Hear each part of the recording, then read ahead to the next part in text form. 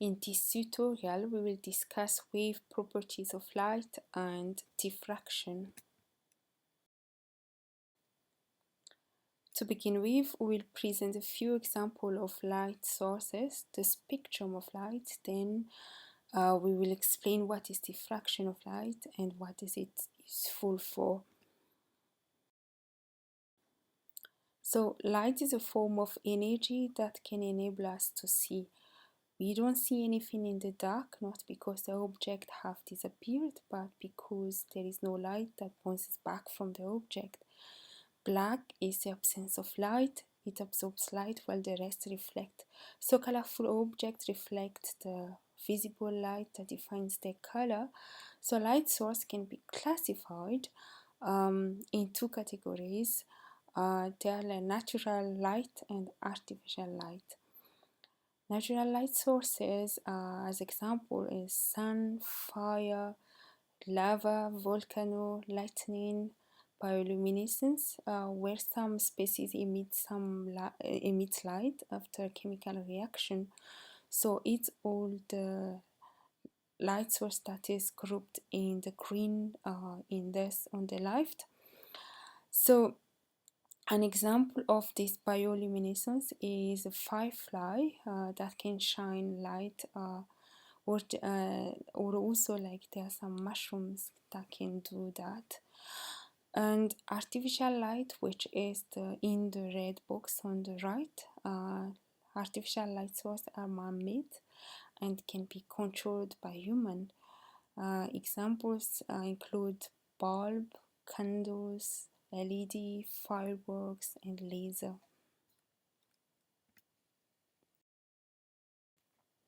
So light is a wave. It has a wavelength. The smaller the wavelength is, the higher the energy the light carries. So here we have the gamma rays is having the smallest wavelength, where radio waves have the highest wavelength, so lowest energy.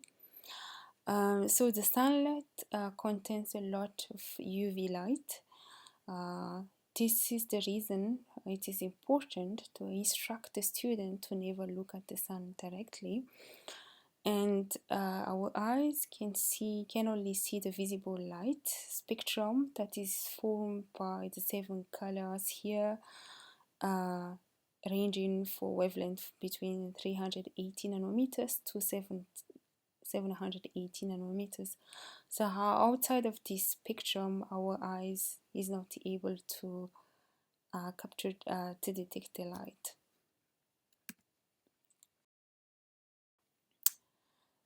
And so a laser is a source of monochromatic light compared to the light from a bulb, which is polychromatic.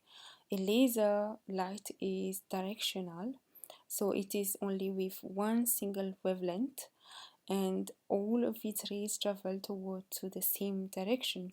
Where the light from above, the rays travel in all directions. So this property of laser light makes it very useful in different aspects, like because it's very uniform, it doesn't diverge over time, so it can carry energy for a longer period of time. So as one of the activities in this tutorial can use a laser, it is mandatory to instruct students about the lab and laser safety. They need to be instructed to never directly look at the sun, as the sun contains a high content of UV light. A laser as well is not a toy, given that the laser is directional. If concentrated, its energy can be very high, and it can damage the skin and the eyes. It is therefore important to never direct a laser light on or someone else's eye. It is also as important to be mindful of any potential reflection of surfaces.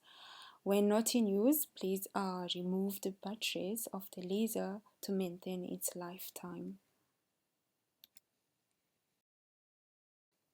Once the safety is in place, we can now proceed to discuss diffraction, we will need a diffraction grating and light source for this experiment. Here we use diffraction classes as our diffraction grating, as similar as what we see on the photo on the slide. So what is diffraction and how does light diffract?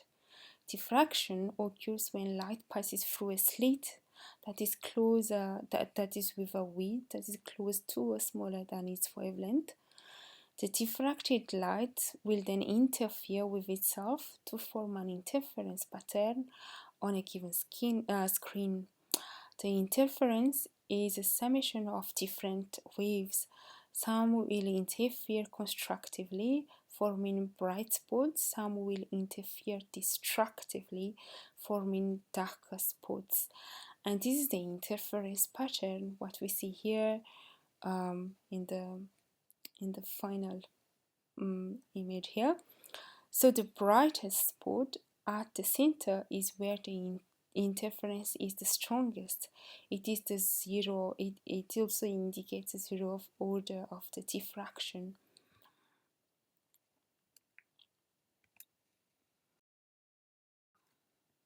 So to help students see this and experience what is diffraction, we will use LEDs with a remote that can change the color of a bulb, a light source, and the diffraction glasses. The spacing between lines in these glasses is about 25 micrometers, so they will enable us to see diffraction. The students are asked to observe the diffraction of the different light source that they can see in the classroom, such as natural light, LED, phone light. They can also observe and interpret the distance of the first order of diffraction for the primary colors. The primary colors are red, green, and blue. And lastly, they should observe as well how the light decomposes if the source is not a primary color. For example, how does the yellow color decompose, for instance, if you were to see it through a diffraction glasses. An additional exercise is using a laser pointer directly pointed at the diffraction glasses. Before starting this experience, it is important to make sure again that the light is not pointing to anyone's eye or reflecting from a surface. Where possible, they can also observe how the diffraction of two different laser pointers of different color is. So here, like similar as the photo here, instead of like the diffracting, the grating here will be the glasses.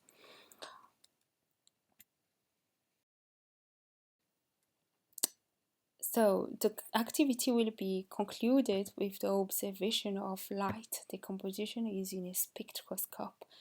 A spectroscope is used to separate light into its different spectrum.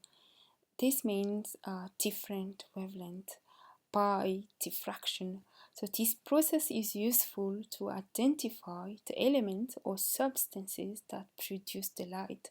So people use it to understand different element that is forming a substance by studying what are the light that the object or the element emitting. So that concludes this tutorial. Thank you for your attention.